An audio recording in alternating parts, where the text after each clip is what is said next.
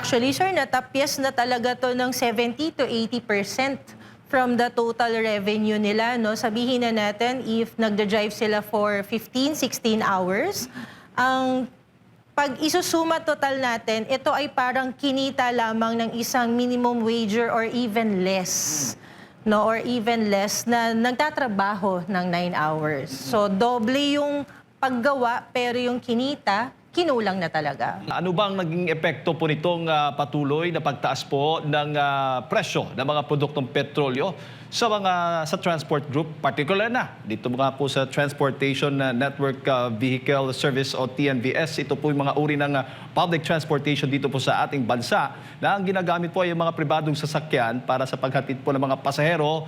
Gamit po ay yung mobile application, kinyo pong maalala. Kaya ngayong umaga, may makakasama po tayo live dito po sa studio, ang driver-operator ng TNVS Coalition ng Philippines. Wala iba kundi si Ma'am Arlene Camarongan. Ma'am Arlene, good morning at welcome po dito sa program Pulso ng Bayan ng SMNI. Sir, good morning po sa mga nakikinig at sa mga nanonood. Yes, ma'am. Ano ho bang, kumusta po yung ating mga TNVS drivers, operators, hinggil nga po dito, kaugnay nga dito sa pagtaas po ng presyo ng langis? May panibago na naman tayong pagtaas, ano, kaninang madaling araw, alas 6 ng umaga. No? So, ramdam na natin yung sinasabi talaga nating naghihingalo na yung ating transport sector. Hindi lamang sa TNVS, kundi sa lahat ng sektor ng transportasyon, lalo na po yung mga transport na gumagamit ng diesel. Paano ho ba yung mga adjustment na ginagawa po ninyo? Actually, sir, yung mga adjustment is, ang tinatamaan po sa amin is yung aming mga pangangailangan na kailangan naming ma-deliver sa aming mga pamilya. Doon na kami nag-a-adjust. Kasi wala na po kami mapagkuhanan kung saan namin siya huhugutin yung PC para maipangtustos doon sa pagbili ng krudo. Dahil kung hindi naman kami makabili ng krudo, hindi rin naman kami makakabiyahe. Gaano na ba kalaki yung kinikita ngayon ng mga drivers? Actually, sir, natapyas na talaga to ng 70 to 80% from the total revenue nila. No? Sabihin na natin, if nagda-drive sila for 15, 16 hours, ang pag isusuma total natin, ito ay parang kinita lamang ng isang minimum wager or even less. No? Or even less na nagtatrabaho ng 9 hours. So, doble yung paggawa pero yung kinita, kinulang na talaga. Mas dumami ho ba yung mga pasahero o mas kumonte ngayon na may krisis po tayo? So, ito yung sinasabi natin na very contradicting sa gobyerno, no? Imbis na makatulong sa amin yung mga pasahero para magkaroon tayo ng mas medyo, sabihin nating sustainable, dahil nga may krisis tayo, nag-work from home ang karamihan sa atin dahil ito ay naging mandato ng gobyerno. And ngayon, ang nakikita natin is very contradicting din yung sinasabi natin na meron na or pwede na magkaroon ng sharing, diba? Yung sinasabi ng LTFRB na pwede nang kumbaga, nililegalize na natin or ninonormalize na natin yung sinasabi natin, pwede na pala mag-colorum. Kumbaga, kung magkakapit-bahay tayo, mag-chip in lang tayo sa pamasahe or sa panggasolina, then pwede na tayong tumakbo. Meron ho bang mga kasamahan po ninyo, ma'am, na tumigil na sa pamamasada? Marami, sir. Marami na pong tumigil at marami na rin pong nag-surrender ng ating mga units. Actually, ito po yung panawagan natin sa gobyerno.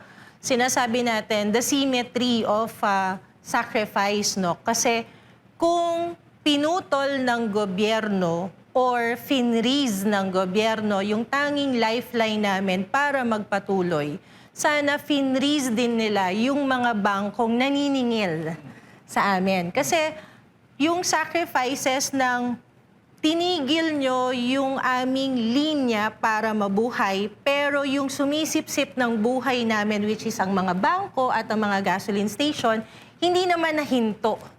Diba? So talagang makikita nyo ang TNVS community or ang transport sector talagang naghihingalo na, kumbaga, pahuli-huling hininga na ito. So, ideya lang, para sa mga kababayan natin, bukod sa langis o ng produktong petrolyo, isa pa sa mga gastusin yung maintenance ng mga sasakyan. At the same time, yung boundary, meron ba? Mga ganun? Meron, sir. So, let's put it this way, no, yung langis na kinukonsumo natin is para makatakbo tayo. And then yung sinasabi po natin na nagbabayad din tayo ng tax sa ating BIR. Kasi kada isang sakay po natin, ito po ay may kaukulang taxes dahil ito po ay isang income. And meron din po tayong mga maintenance ng ating sasakyan, which is tumataas din po dahil based din po sa LTFRB na suspension, pati po yung pagtaas po nung langis at least po ng mga paggawa nung sa maintenance, at least na-freeze po nila yon. Yon kaya pa naming itawid pa, no? And then, yung sinasabi nating boundary or para po sa aming mga operator is yung bank amortization. Opo, at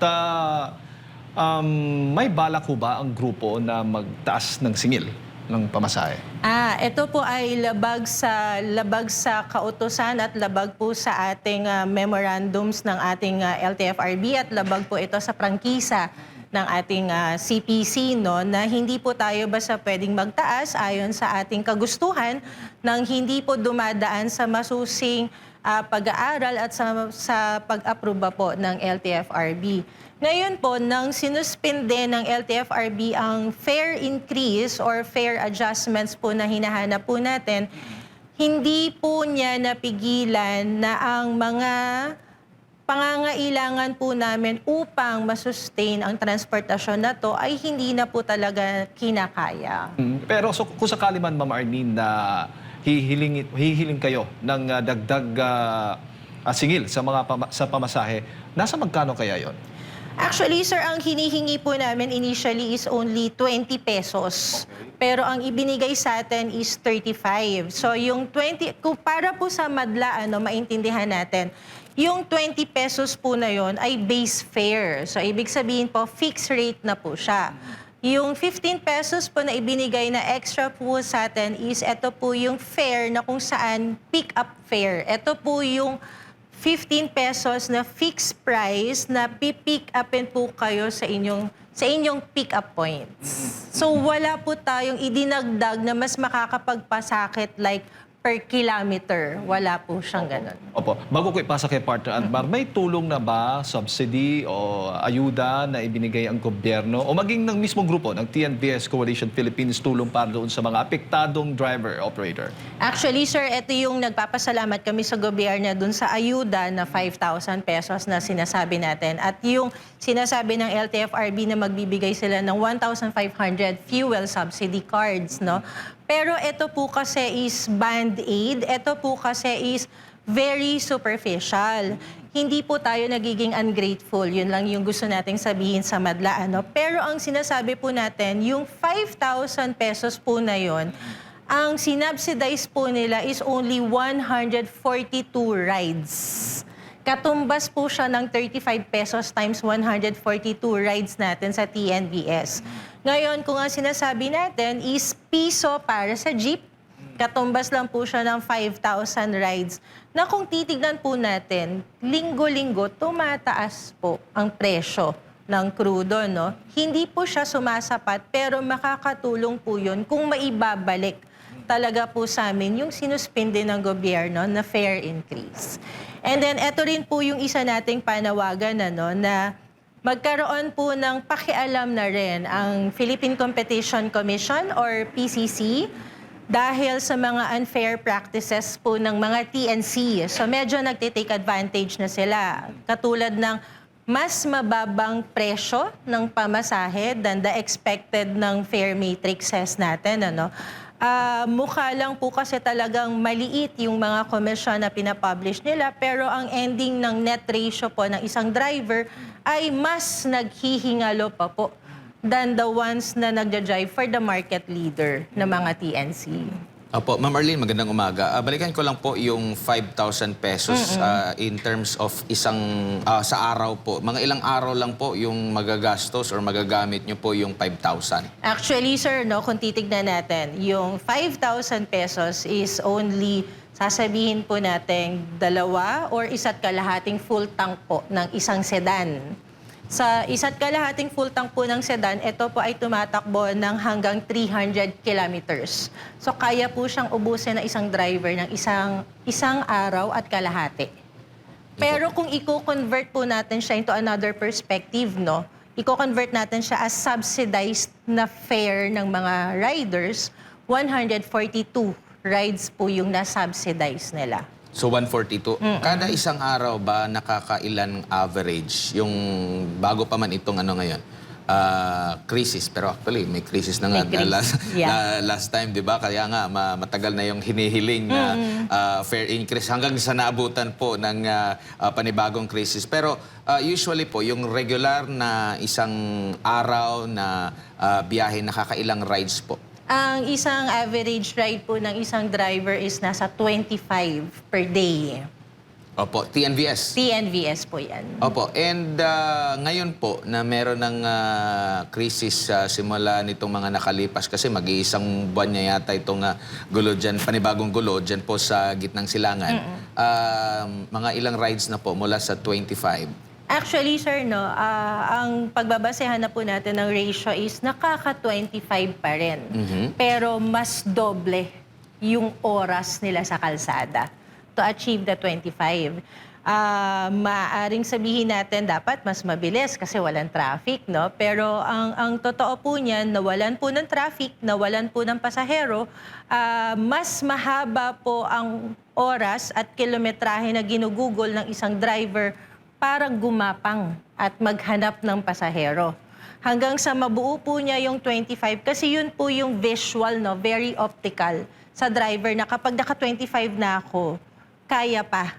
Kaya ko pang i-extend hanggang 30 or pag naka-25 na ako, medyo ang net ko nararamdaman ko na. Opo.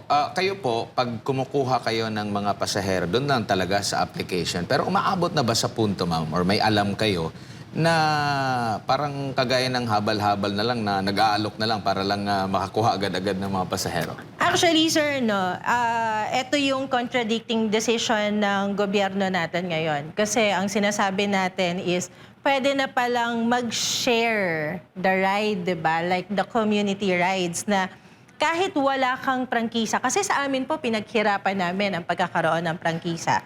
Kahit wala ka pong prangkisa, pwede mo palang i-offer ang sasakyan mo sa mga kapitbahay mo na sabay-sabay kayong pumasok. Di po ba? At pwede kang maningil. Of course, nandun yung color room style, di ba? Na para bang naghabal-habal, nag-self booking kayo sabay-sabay na kayo-kayo nag-usap. So dito po, nakikita natin, no, why is it very contradicting? Kasi imbis na ipatupad natin ang ride sharing na dati naman na nating services sa mga TNC, ay promote natin yon. Bakit pinopromote natin na ang mga private ay gumamit na ng mga ganitong klaseng platform out of their own decision and out of their own rules, no? Kasi lahat po tayo, kailangan po nating isipin, ang isang TNVS po ay meron din pong commercial insurances. So, ibig sabihin po, kayo po ay covered na kapag ka merong aksidente or disgrasya, meron pong insurance commercially built for this kind of business. So, kung private ka po at mag-usap-usap lang tayo na sabay-sabay tayo pumasok ng Makati at singilin ko kayo, while having the private insurances, while having kung magkano yung gusto kong ibigay, ano, at gusto kong singilin, hindi po yan makokontrol ng LTFRB. And yun din po yung reason na mawawalan din kami ng pasahero.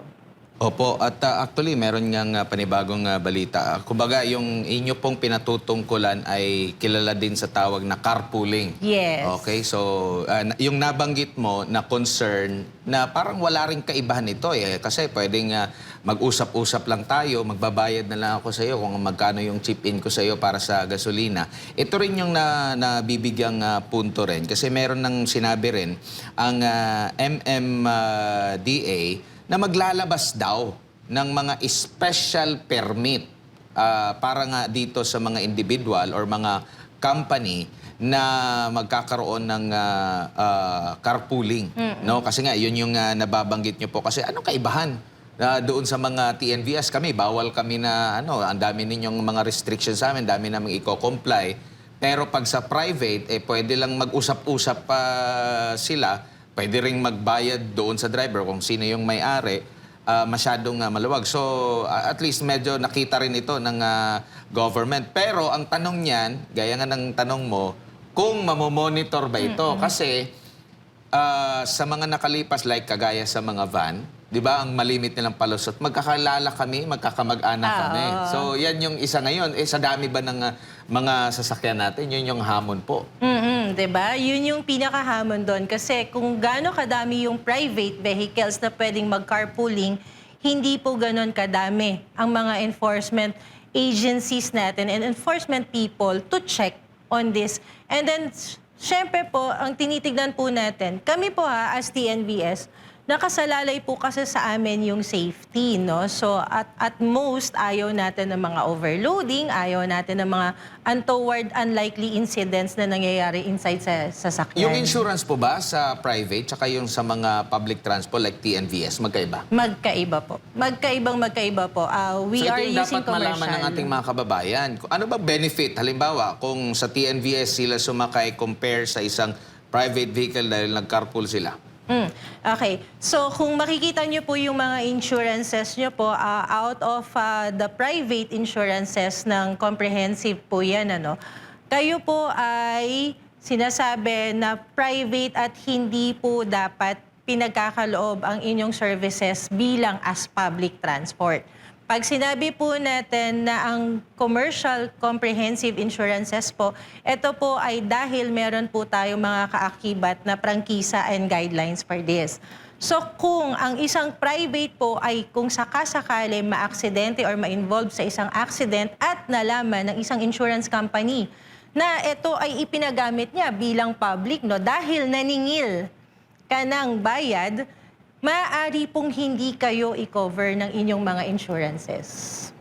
Opo, dito naman tayo sa usapin po ng maintenance, ma'am. Kamusta naman po? Kasi pasanin yung sa maintenance naman po. Though, mga bago bang klase ng mga sasakyan sa mga TNVS? Unlike sa mga taxi kasi, matagal na yung mga taxi, itong mga TNVS. Medyo may katagalan na rin ang TNVS sa ating bansa. Pero kung ikukumpara mo sa mga matagal na sa taxi, di hamak na mas matanda yung mga nasa taxi compare sa TNVS. Pero ganito po, sa maintenance naman po natin, gaano naman po kalaki yung perwisyo din dyan sa mga driver o sa mga operator? Actually, sir, sa maintenance natin, no, kung iisipin nyo, karamihan po sa atin is maintenance and go. Ibig sabihin po, nakasalalay kami sa mga third-party companies na nag-o-offer po ng mga maintenances. So kung tumataas din po yung crudo, tumataas din po yung kanilang mga raw materials na ginagamit para sa pag-maintain po ng mga sasakyan.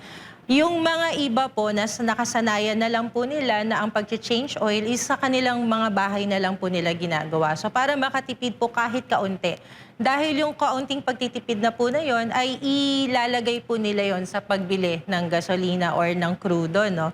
Pero ang sinasabi po kasi natin, ang TNVS sasakyan po ay tumatagal lang po ng 7 years. After 7 years po, mandato po kami ng aming prangkisa na palitan ang aming sasakyan. Hindi po katulad ng jeep, hindi po katulad ng mga bus, at hindi po katulad ng mga taxi na as long as tumatakbo at roadworthy siya at ito po ay nairerehistro sa LTO, ito po ay pwede pang gamitin. So kung titignan po natin yung ratio or yung symmetry po ng lahat ng ginastos natin sa pagme-maintenance ng ating sasakyan para magkaroon po ng 7 years lifeline, ano? And maibenta din natin siya sa market, kailangan po talagang maalagaan siya.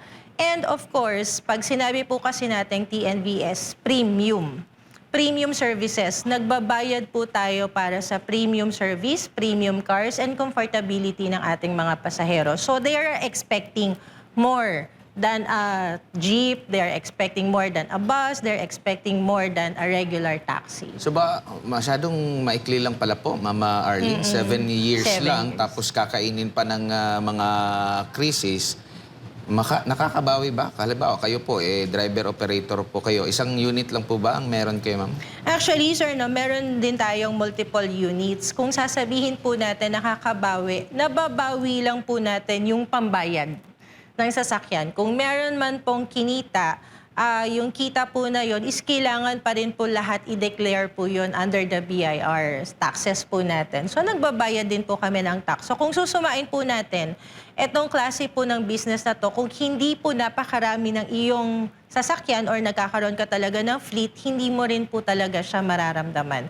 Ang nagiging kaibahan lang po kasi natin is sa aming mga operator, ibang perspective. Binibuild natin yung credit line ng ating pangalan. No? Binibuild natin yon para kung meron man tayong itatayong mga businesses, pwede tayong pagkatiwalaan ng mga bangko. Yun na lang yung talagang sobrang plus sa amin. Opo. Speaking of meron na mapagkakatiwalaan kayo ng bangko, marami na ba sa TNVS sector na naglipat na sa hybrid or e-vehicle? Opo.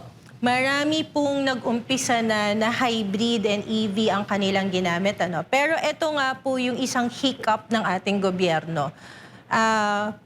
Kung sakasakali po na meron kaming mga 1.5 to 2 million na pera, pwede naming ibili yon po ng hybrid and EV at palitan po yung mga ICE na vehicles natin.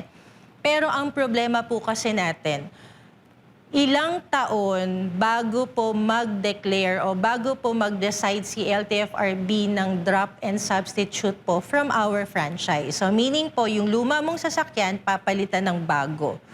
Hindi po tayo pwedeng basta mag-apply ng drop and substitute kung wala po yung physical car na ino-offer nyo na po sa kanila or pine-present nyo po sa kanila. So, doble dago ka, no? Kahit ako po na naka-ICE at meron pong ganong pera, at kung mapapaisip po ko, papalitan ko po ba ito ng EV or papalitan ko ba ito ng hybrid? Ngayon, pag bumili ako ng hybrid, ilang buwan or ilang taon bago mag-decide si LTFRB na okay, sige, palit na natin yung hybrid mo, pakawala na natin yung ICE mo.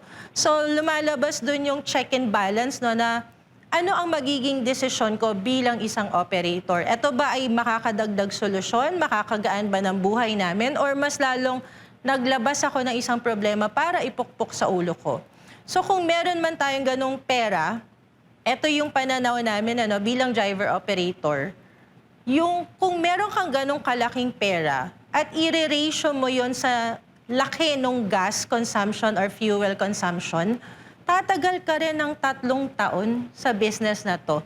Baka bago pa mag-3 taon, tapos na yung gera, diba? So, hindi namin siya nakikita as economically na magpapalit at 100%, not unless pumasok ka po sa industriyang ito na iyon na ang bit-bit mong sasakyan. Opo, sa ibang bansa po ma'am, kung dito ay 7 years lang, meron ba kayong kung dapat ano ba yung ideal na kasi parang same lang din naman, kagaya sa nabanggit nyo po, jeep, sa taxi, sinasakyan din naman na ito, either kung hindi ka makabook agad sa TNVS, minsan sa taxi ka rin na sumasakay. Ano po yung ideal talaga na years na dapat itagal ng mga sasakyan? Ipantay na lang ba sa ibang bansa? Meron ka bang monitoring kung hanggang ilang taon ba yung isang sasakyan? Actually, sir, nung ginawa natin yung mga policy sa TWG ng LTFRB way back ng 2016, 2015, or 2017 po, ang pinaka-ideal po talaga is 7 years. Bakit po 7 years? Kasi naniniwala po tayo na ang roadworthiness po talaga at maximum capacity or kapasidad ng isang sasakyan is nakabilang po sa 5 years. Kaya nga po, di ba, ang lagi nating sinasabi, after 5 years, ibenta mo na yung sasakyan mo. Kasi yun yung may mataas pang value. So, ang tinitignan po natin doon is value.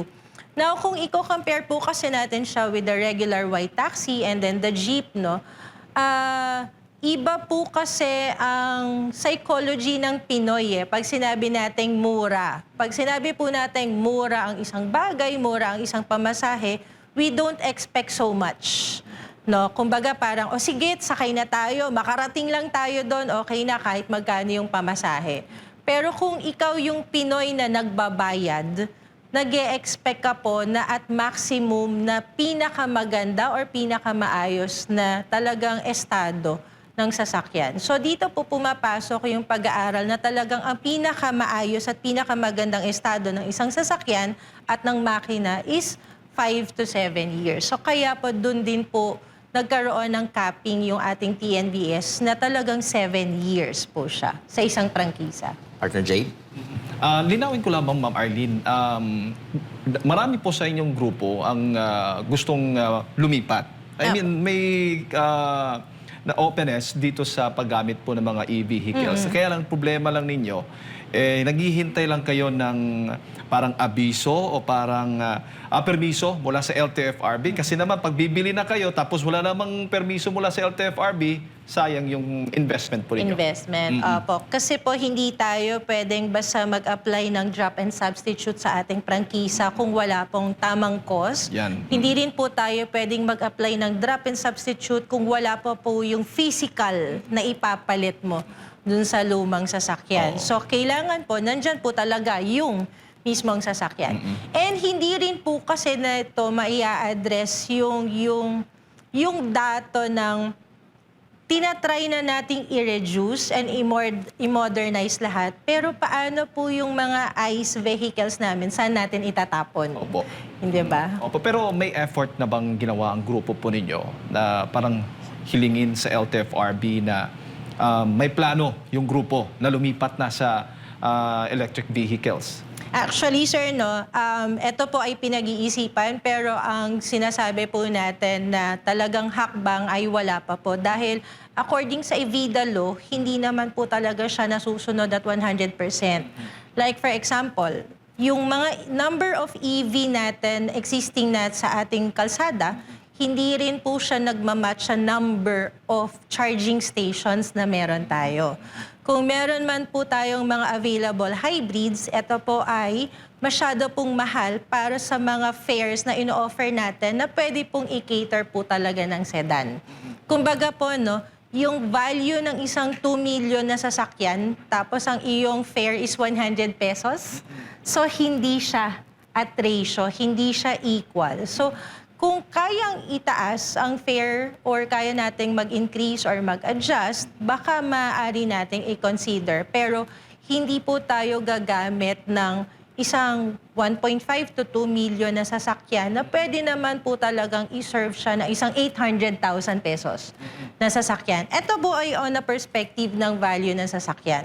Ngayon, yung perspective ng dahil tayo ay nauubos dahil sa mga krudo, sa pagtataas ng krudo, yun din po kasi yung kino-consider natin na ilang taon ba magkakaroon ng pagdedesisyon ang board ng LTFRB para mapadali yung drop and substitute, which is wala po tayong nakikita doon na liwanag so far. Oo. Natanong ko lang kasi para ba sa inyo isang long-term solution po yung sagot itong e-vehicles para sa ating bansa, lalo na't may ganito, hindi natin alam yung crisis doon sa Middle East kung hanggang kailan matatapos yan.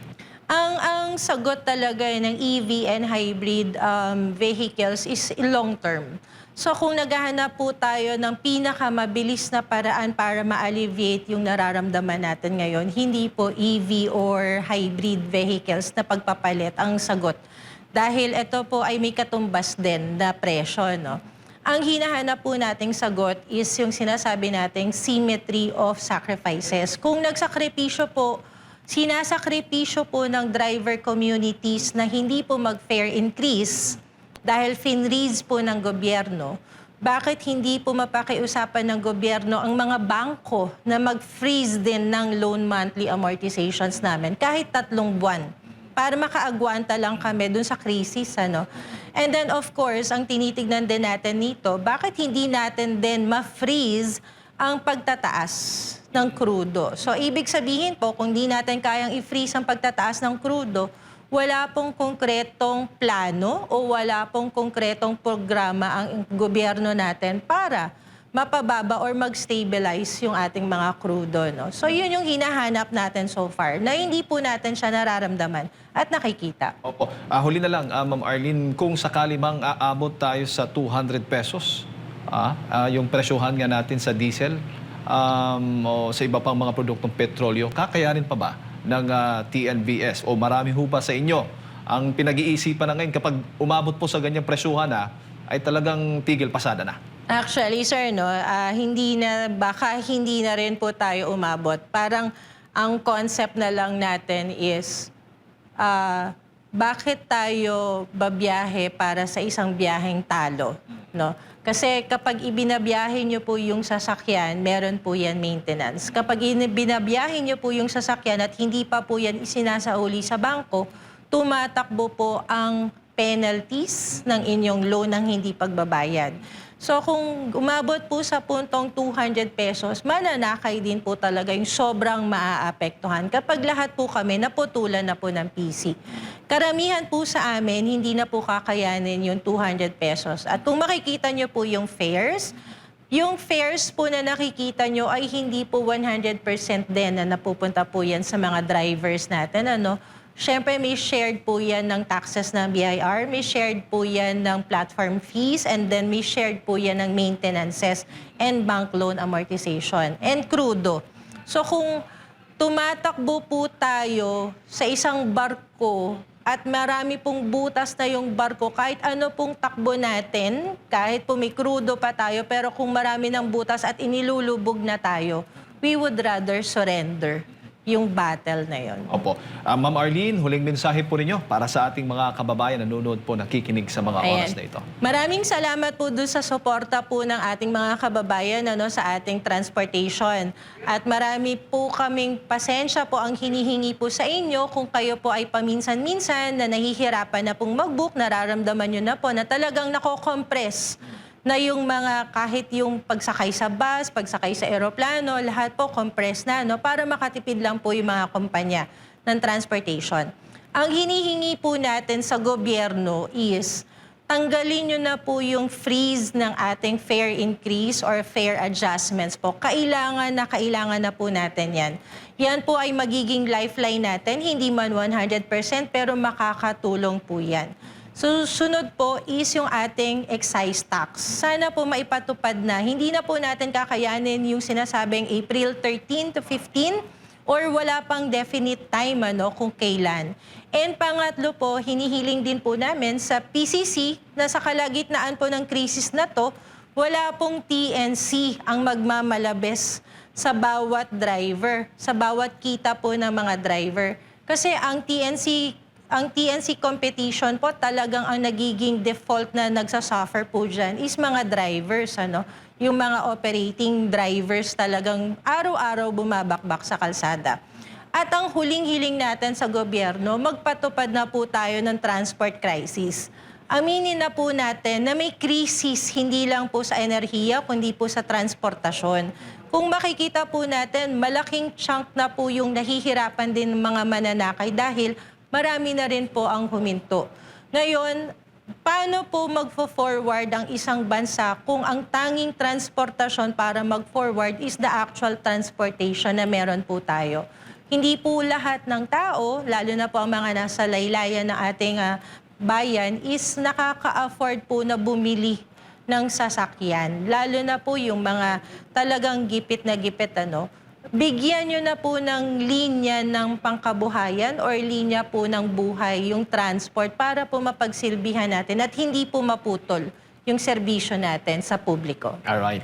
Ma'am Arlene, maraming salamat po sa Maraming inyong oras. salamat din Ayan. po. Maraming salamat, sir. Thank you po. Ayan po mga kababayan, si Ma'am Arlene Camorongan, driver-operator po ng TNVS Coalition Philippines.